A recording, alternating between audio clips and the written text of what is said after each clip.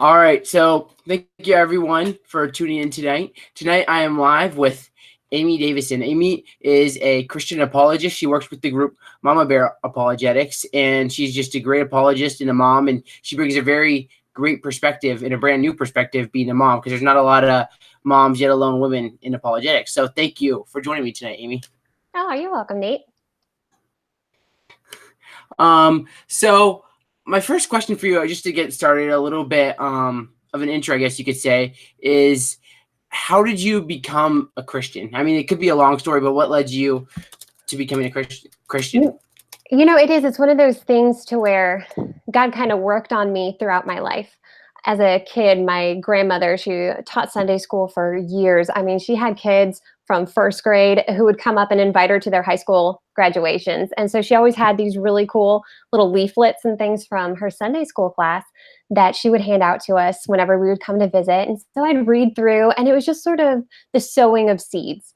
And I always kind of wondered, if there was something else out there besides me, and what sort of created the world, the universe, everything. And I had these questions, and so I started reading the Bible as a kid, and we went to Sunday school a bit. It was more so in junior high that we went quite often, and I would hear these not really arguments, hear these sermons, and I'd go to Christian summer camp, which I think is one of those great ways of encountering God is here at summer camp. And I would just hear the gospel presented, and it was just God was always sort of pecking on me. In high school, I started to drift away a bit. I had friends who would try and say, well, there's scripture in the Bible that was just sort of placed in there to persecute other people. There didn't used to be passages about witchcraft. I had friends who were Wiccans, and they said those were added later just to come after us. And I hadn't really been given a lot of arguments from other adults as to how this could be a misunderstanding or completely false altogether. And so what they said to me sounded reasonable. So there was a time in my life for about a year that I sort of wandered away from God and just didn't think that there was anything out there, that it was all just sort of made up. But God was always just there picking at me.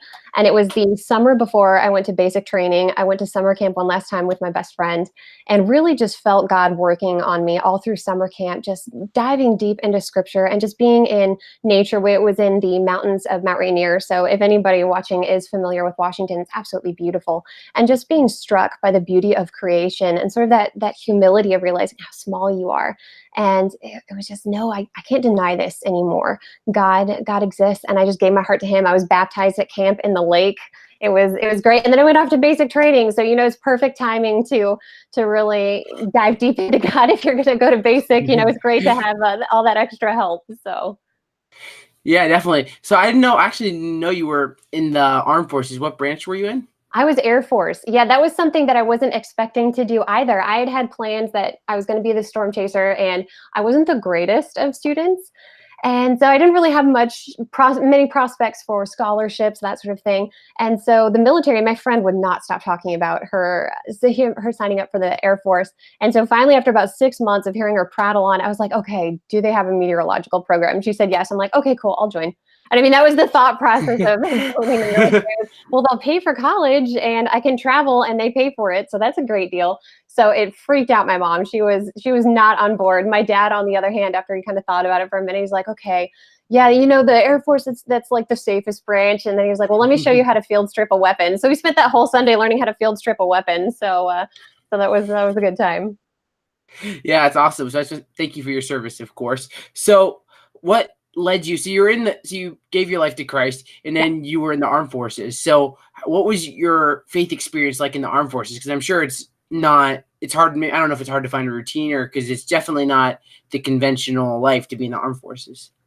I mean, it's a little disheveling at the very beginning because, basic training, it's all about sort of breaking everything down and building you up from the ground up. So, I mean, you're trying to learn how to march. You're trying to learn how to, even at meal times, hork down your food as fast as possible just so you can get out and get in formation before you get yelled at.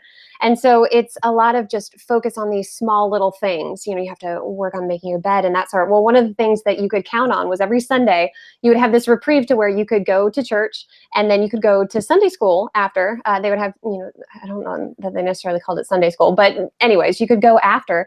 And it was just a 2-hour break away from your TIs. So, I mean, even people who didn't believe, they would just go just for the break. So in that way, when you're taken out of just your home and you're put in this completely alien environment where, there's stress in there. You got your TIs telling you what to do and how to do it and how everything you do is wrong. When you get these moments to where you could just reflect on the goodness of God, it was actually a great time of peace, to where there were times where I could go into the day room or even just sit on my bunk and just read this tiny Bible that we were given, one of those little orange ones like the Gideon Bibles, and just really be solely dependent on God. Like, I didn't have to think about food. I didn't have to think about clothes. I didn't even think about how I had to move. Someone decided that for me, but I could just sit and reflect upon God. So honestly, I think it was a great moment or a great time period. It was 6 weeks. Basic training was 6 weeks. It was just this awesome time where it was just me and God. And I really like that, because I think it just helped fuel this time of study, and even getting into my first duty station.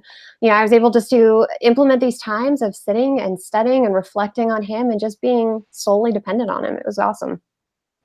Yeah, that's awesome. So how did that, what was I'm just curious, what was the religious culture around you, like in the Air Force? Like, I know that, I mean, I think a lot of times there's there's a lot of swearing and people are off doing dumb things and things like that. I'm just curious what the culture was like in the Air Force. It kind of depends on what your career field is.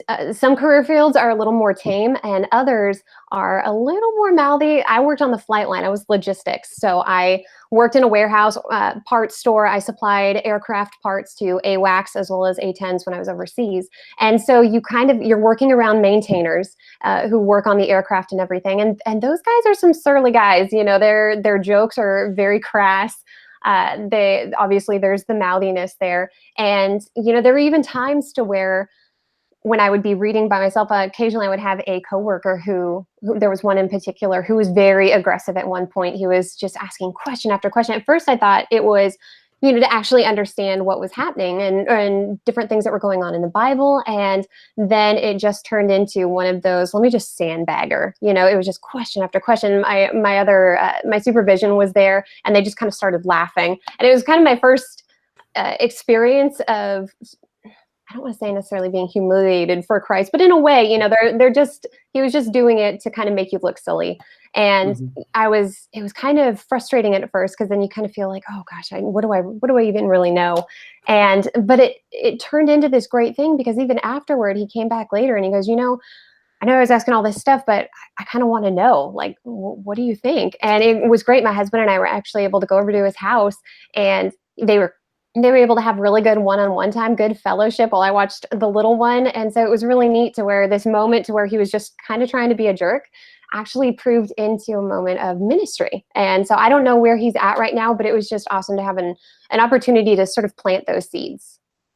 Yeah, that's really an awesome story. So maybe talk a little bit now about how you've gotten to where you are now, kind of working with your apologetics group. How did you, after you left the Air Force, how did you transition towards maybe this field of apologetics? Oh man, that was so unexpected. I never planned to be in apologetics. I actually didn't even know what it was up until a few years ago. We'd been stationed overseas in Germany for so long, and I'd gone to Liberty University, which I hear you're going to as well. And I had gotten my bachelor's in religion, and I really just sort of fell in love with theology and just study. I was like, man, this is great. Well, being prior service, you have GI Bill, which covers your tuition costs. And since I had taken a bunch of classes while I served, I had a bunch of leftover money that could still go into further study. So I knew that there was something else that I needed to go into, but I didn't know what that was. We had gotten out, or I had separated from the military when we found out we were expecting. I didn't want to have to send my child to the States while my husband and I juggled dual deployments. So I said, I'm gonna separate from the military and do the stay home mom thing and serve my family. And so we had ended up in Texas. There was a base list that come up, and there was only one opening for Texas. And my husband was convinced. He was like, Amy, God's calling us to Fort Worth. And I was like, okay, where's Fort Worth? I had no idea even where Fort Worth was.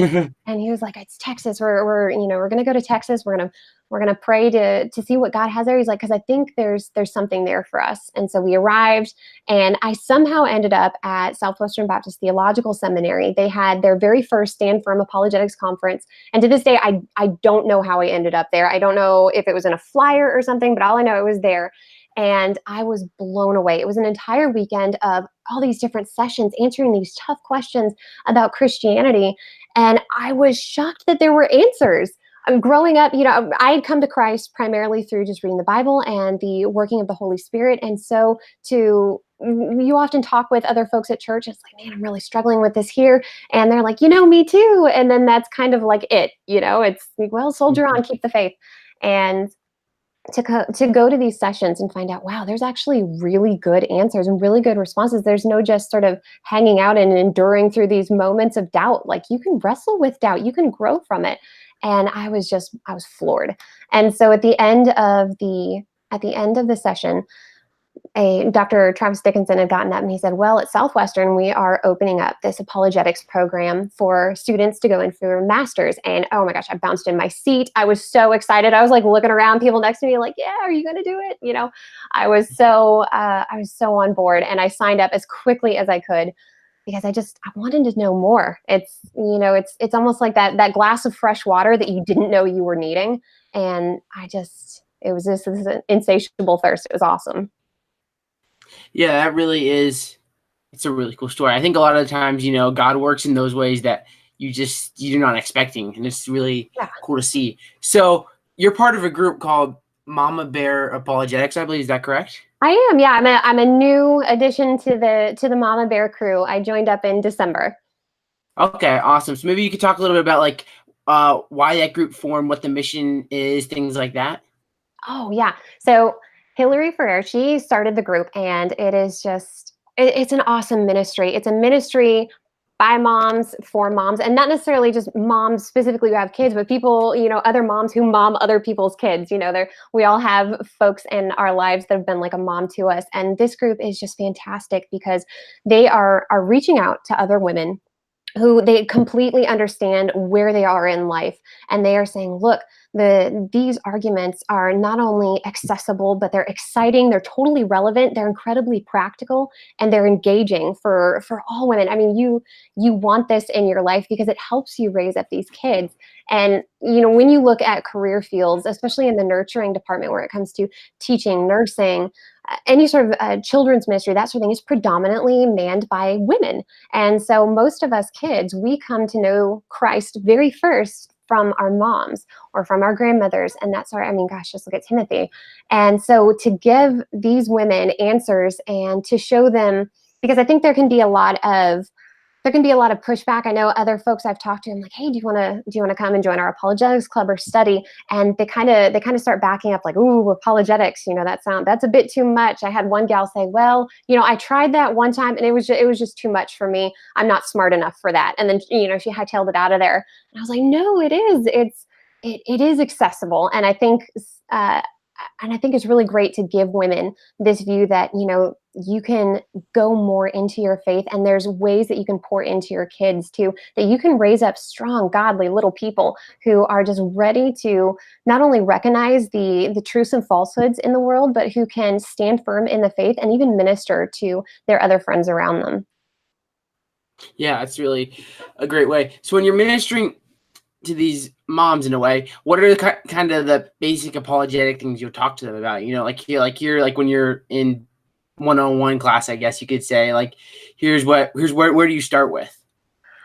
Oh gosh, I always like starting with truth, because I think if you don't start with whether or not objective truth exists, it's very difficult to hit on any other topics, because then it's just your opinion. So I think that's a great way to start. Mama Bear Apologetics, though, they cover all sorts of things. Lindsay Medenwalt does a fantastic job that she's been bringing in worldviews and all the different worldviews that maybe your kids have encountered. Maybe you already know friends of different faiths. So she's presented that aspect. I've been working on series on the purity culture as of late, and sort of dealing with sexual ethics, because that's really a big part of our culture right now. And that's sort of my sphere. The book, which I'm going to do a shameless plug. So we've got the book. It's gorgeous.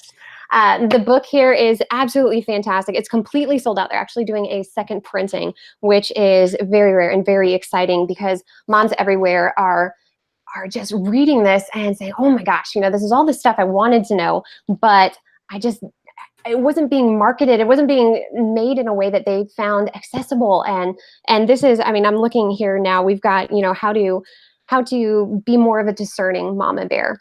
We cover all different things from self-helpism, naturalism, emotionalism. I mean, all the main philosophies that are behind a lot of these apologetic objections, because there have been great ministries. Natasha Crane is absolutely fantastic. She's done a lot of great books handling the top 60, I believe, objections that not only you'll face, but your kids will face as well. And where Mama Bear Apologetics comes in, especially this book specifically, is it's dealing with the philosophies that sometimes fuel those, in fact, all the time, fuel those objections. And so it's a really great resource to have, because not only are you handling the tough questions that kids can face, you're giving them the practical ability to be able to see where they're coming from, to recognize it, and to be able to, they call it chew and spit, to be able to figure out which is good, test the spirit, so to speak, and to toss out the bad. So it's a really great resource. Yeah, it would be. I actually have a link to that book in the description because I knew that your group wrote that book. I've been following a little on social media. So did you write any of that book? I'm just kind of curious. No, I did not actually write any of the parts of these books. So this one was done a lot by, let's see, we've got Hillary Morgan Ferrer, who she took a good bunch of it. And then we have Rebecca Valeries, Alyssa Childers was also in there. TZ, oh gosh, I'm so sorry if I mess up your name, ma'am. Cannon, she also wrote some emotionalism as well. We've got self-helpism. So it's a great book from women with all walks of life. And what's fun about it is, as you're reading this book, there's funny stories of how they're dealing with their kids and stuff that they've encountered. So instead of sort of talking to you or maybe preaching to you, this is more of access to a group of women who are journeying alongside you and helping you be like, hey, I've been where you're at. Here's some really great resources. It's that girlfriend that you wish you had, that you'd be like, hey, have you heard about this? That's what's all in this book. Yeah, definitely. Sounds like a really good book. So with Mama Bear Apologetics, what's your role within the group? Like, what are you kind of doing now within there? Right now, I'm specifically functioning as more of the writing side. So I've been working on the Purity Culture series, like I mentioned. So I'm a writer, and a lot of the gals within there are writing, but we've got a lot of great women who are also working on editing. They do the graphic design. So we do have some men that are involved too, but it's a really fun ministry because it is just a lot of women who are gathering all their unique talents to come together and really help this ministry thrive. And it's really been reaching a lot of not only women and moms, but also dads and grandparents too. And even it's fun because there have even been stories that have been coming up of teenagers getting a hold of this book and being, just diving right in, wanting to pass it on to their other teenage friends. So it's great that it's written in a way that it's totally accessible to everyone, to include teens. Yeah, definitely.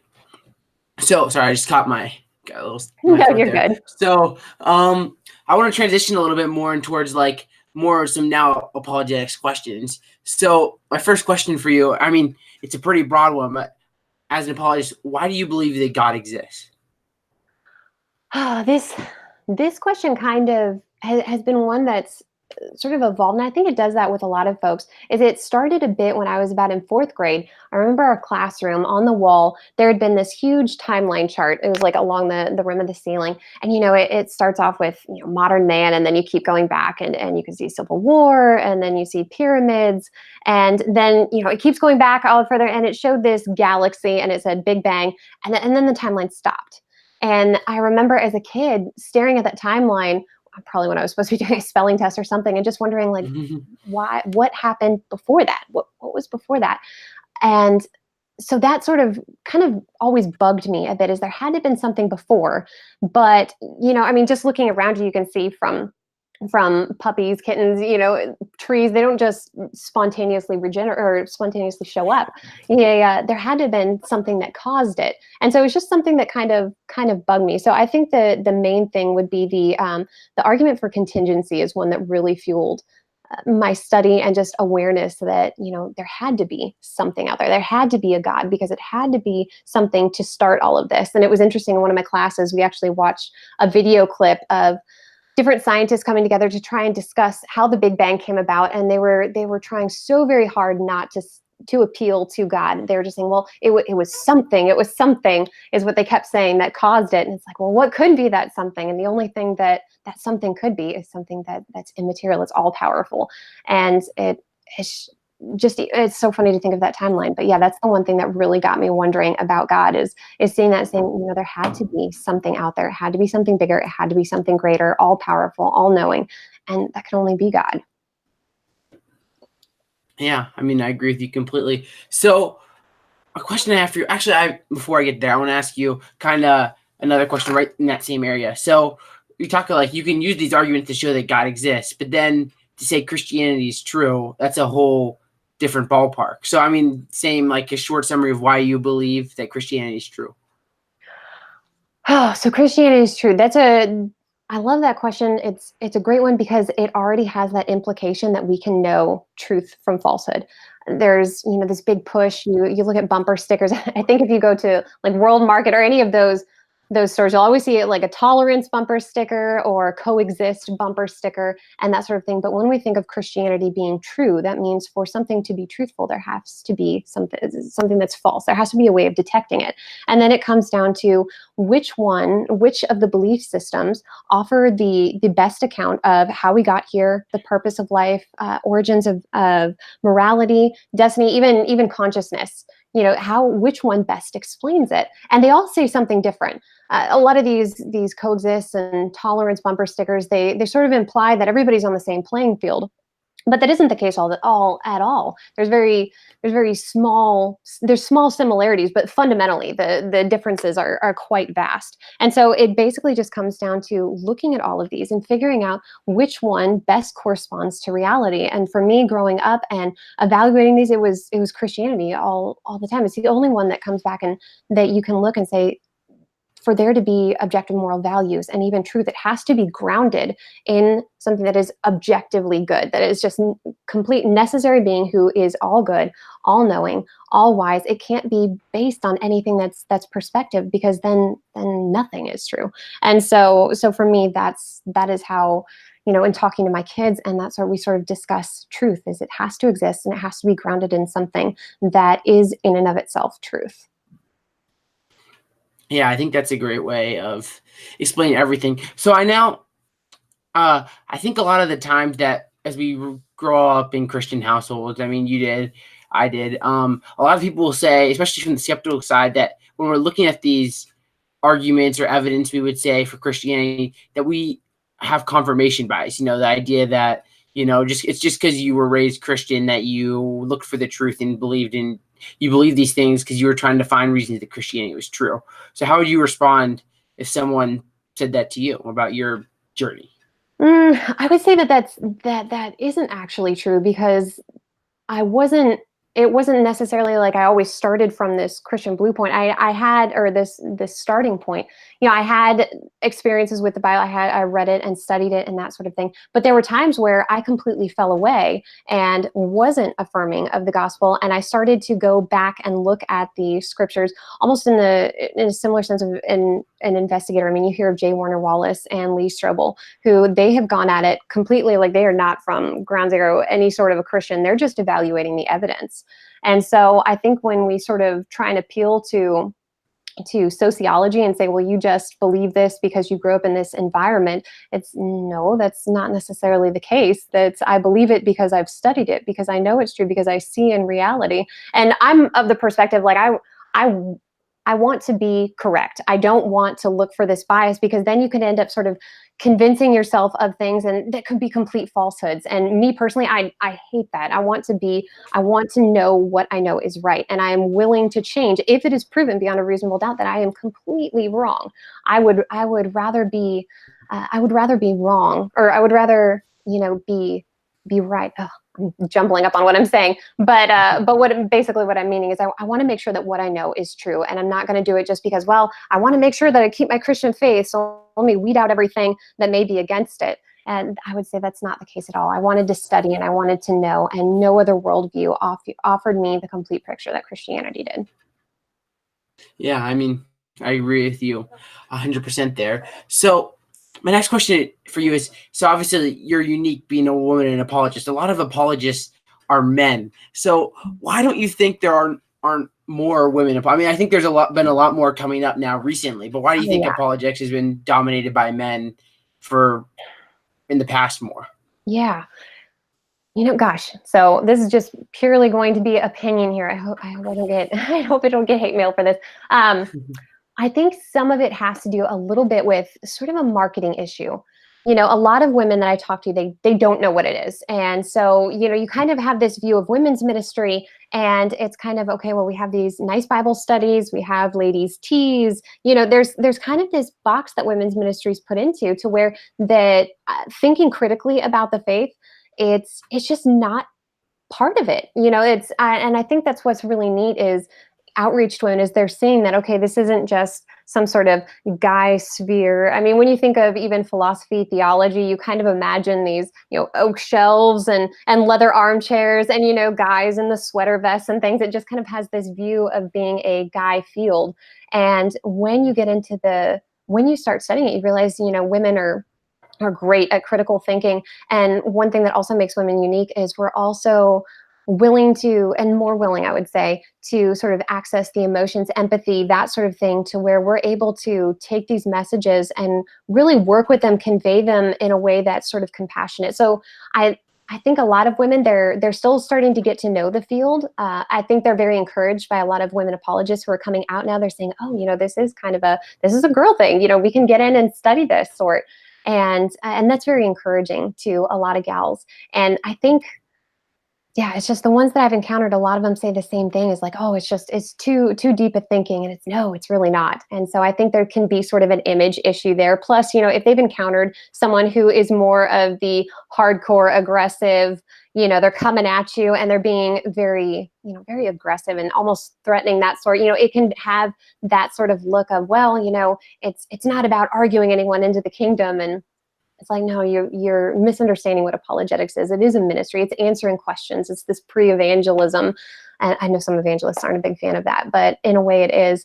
And so I think to sort of break those down and to show ladies that, this isn't just something for the universities. It's totally practical. I love John Chrysostom. He says, he wanted to take the teachings from the universities to the kitchens. And I think that's what, as apologetics, as women, we're showing them that this isn't just something you study at the university. It's something that's totally accessible to you, that's practical in your daily life, and is something that can afford you a deeper relationship with God, just diving in and being vulnerable and studying and seeing the amazing amount of evidence for Christ. Yeah, I mean, that's a great explanation there. I mean, I agree with you 100%. It's good to have, and I think it's great because like people like you are bringing a new perspective in, which is really important to have. Like we should have, as Christians, we should have we should be diverse, and not just fit one mold. So I guess you could say it's the final apologetics related question is, so a lot of people will say that the Bible is anti-women's rights. So like, you'll have they'll say, hey, Paul says women shouldn't speak in church, or you'll say, hey, the Jews treated women like second class citizens, things like that. So how do you tackle that question?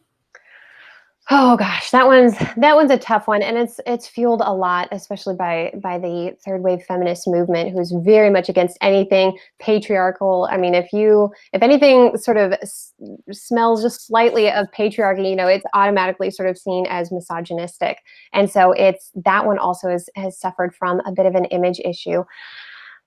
Dealing with that one specifically, that's one that even I have struggled with at times.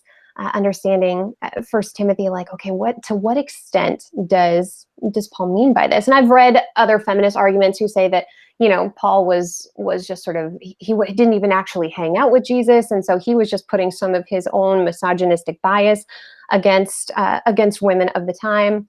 I don't agree with that one at all. I think that when we look at the Old Testament, we have to keep in mind that there's a lot, especially, well, Old Testament, New Testament, there's a lot within the Bible that we have to take into context. When I was studying scripture, we were always told context is king. And a lot of times some of these stories are completely taken out of context. They are looked at and tried to apply to our current cultural not necessarily standards, but what we would like our culture to be. And they're saying, oh, well, they're so vastly different and apparently oppressive that obviously we have to do away with it. And so I think there's a problem there when we start taking things out of context.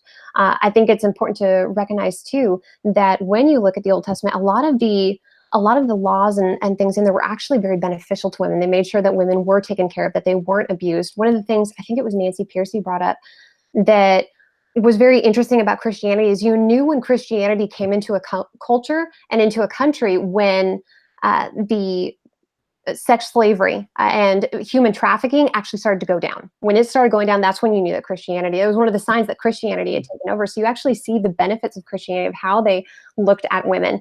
Just in I think it's Deuteronomy 20, where it talks about laws for female prisoners whenever they would overtake a city. If there were female prisoners of war, it wasn't just take whatever woman, however many women you want, and do what you want with them. It was, no, you have to wait a month. You have to allow them to mourn for their families.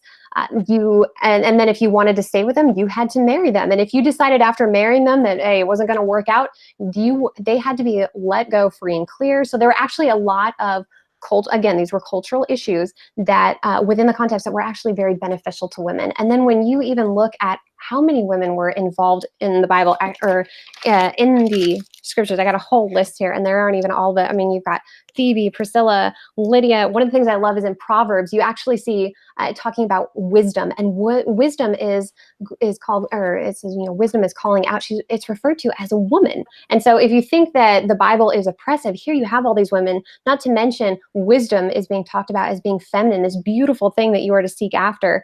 I mean, Joanna, Esther, Ruth, Abigail. I mean, I've got this huge list, Rahab, Naomi.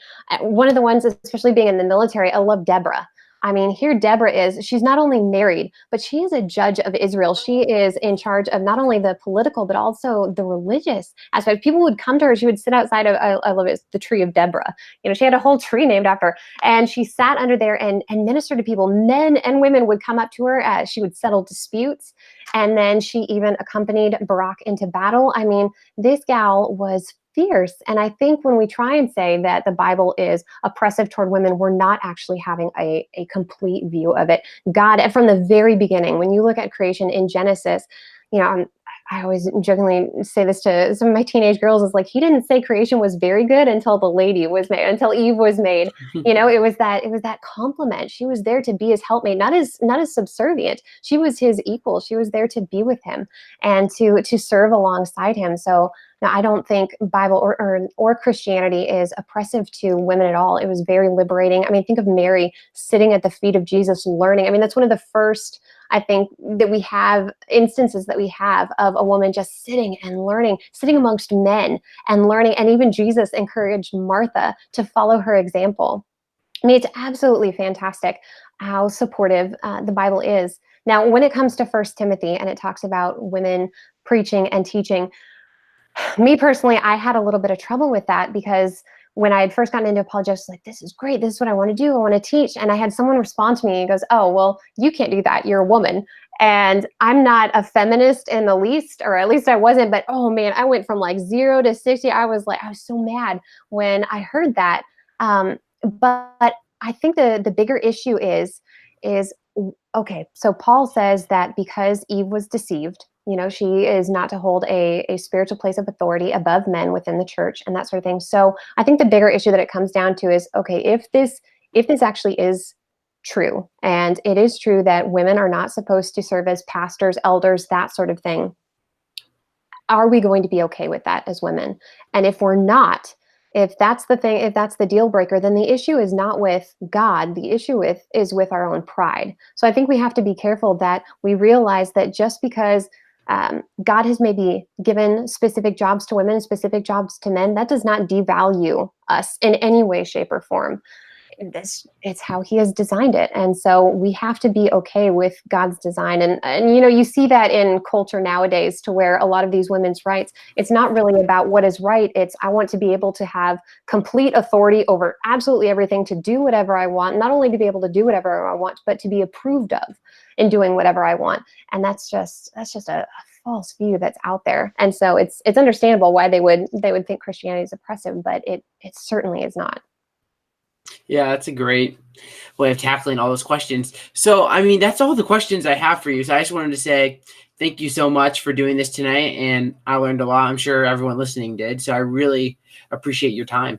Oh, well, thank you so much, Nate, for having me on. And, folks, if you're watching, listening, definitely head over to Mama Bear, pick up the book if you can. It's going to be a huge blessing to your family. Yeah, I agree. The link to the book is in our description, along with Amy's blog and Twitter. And if you want to follow our stuff, you can see all our links in the description. So I want to thank everyone for listening and have a great night.